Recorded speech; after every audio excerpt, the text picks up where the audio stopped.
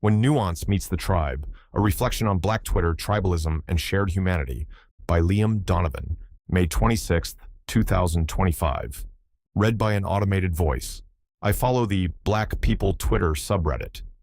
Depending on the day, it's a fascinating cultural lens, a goldmine of sharp humor, or a frustrating echo chamber where racial grievance turns into lazy generalization. Like any online community, it reflects the best and worst of human nature. I'm white, and I know this space isn't designed with me in mind, and that's part of what makes it powerful. It operates on its own terms, not to seek outside validation.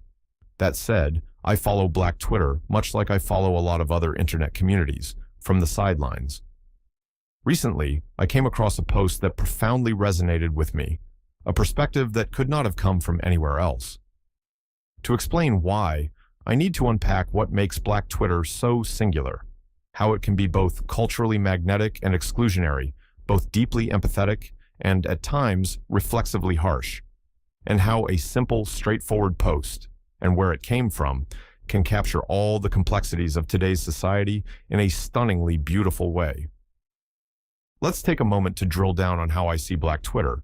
That's not because the space needs my blessing. It doesn't.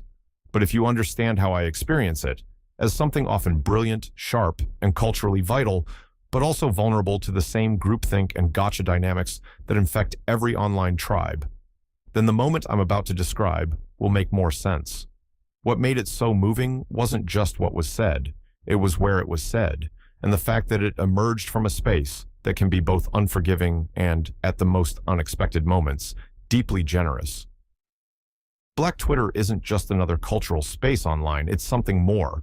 It's become a kind of case study in where the political left lives now, a place rich in wit, insight, and moral urgency, but also one that can veer into tribal signaling, rhetorical shortcuts, and a resistance to complexity. What makes Black Twitter so compelling isn't just the tone, it's what it draws from.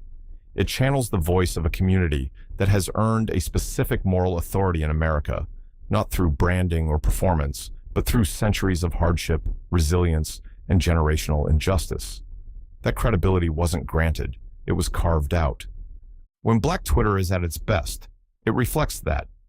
It can be raw, joyful, confrontational, or hilarious, and it doesn't ask for permission. It has its own gravity, its own rhythm. It knows exactly who it's for and why it matters. That clarity is part of what gives it such cultural force. But credibility is fragile, and no space, not even one rooted in hard-earned cultural power, is immune from the dynamics that warp so much of online discourse: performative outrage, identity reduction, purity tests, and casual cruelty disguised as community policing. Those aren't harmless. They calcify divisions, shut down honest conversation, and replace persuasion with exclusion. That's true of every internet tribe, including this one. And while some who lean into this flawed rhetoric may genuinely believe they are doing good, others use it as a crutch to avoid addressing real complexity, or worse, as a tool to elevate themselves by exploiting the very divisions they claim to be fighting. They'd rather be self-righteous cynics on the sidelines than confront the hard truths of how messy progress actually works. And maybe that's why this particular moment stayed with me. I came across a post that stopped me cold, not because it broke the mold, but because it reminded me of what's possible within it. It read, quote, "I know the all gingers are black thing was a joke, but seeing gingers say they actually feel accepted for once and telling all the stories they endured from other white people growing up because of their hair color is breaking my heart a bit." Unquote. In another space, this might have passed as just a sweet aside. But here, in a space where group identity is fiercely protected and deeply felt, it resonated as something more. This wasn't just a moment of empathy. It was, in its own way, an invitation. In Black American culture, being invited to the cookout is a kind of symbolic gesture, a momentary pass into the circle. It means, you're welcome here, you're embraced, seen, safe. It doesn't mean you've been adopted, or that the boundaries of identity have dissolved. It means that, on this issue, in this moment, you've shown something that earns a seat at the table. Not permanently, not performatively, but sincerely. And for gingers, a group that often jokes about being the odd ones, out even among white people, This comment extended something that felt real. It was unexpected, and that's what made it beautiful. It struck me, not because I thought it was about me, but because, in that moment, I felt seen in a way I hadn't expected. I replied, quote, "Thank you for saying this. I think it's the little moments like this that actually help move our society forward. We all get so caught up in our internet social tribes that we genuinely lose sight of each other's humanity. And it's really refreshing when someone you don't expect recognizes you at a deeper level than your normal perceived social tribe. Not only does it make you feel genuinely recognized, but it also shows you the other person's humanity. Sincerely, super white, strawberry blonde guy." Unquote. I meant it. And then, my comment got blocked, because I wasn't a verified member of the subreddit.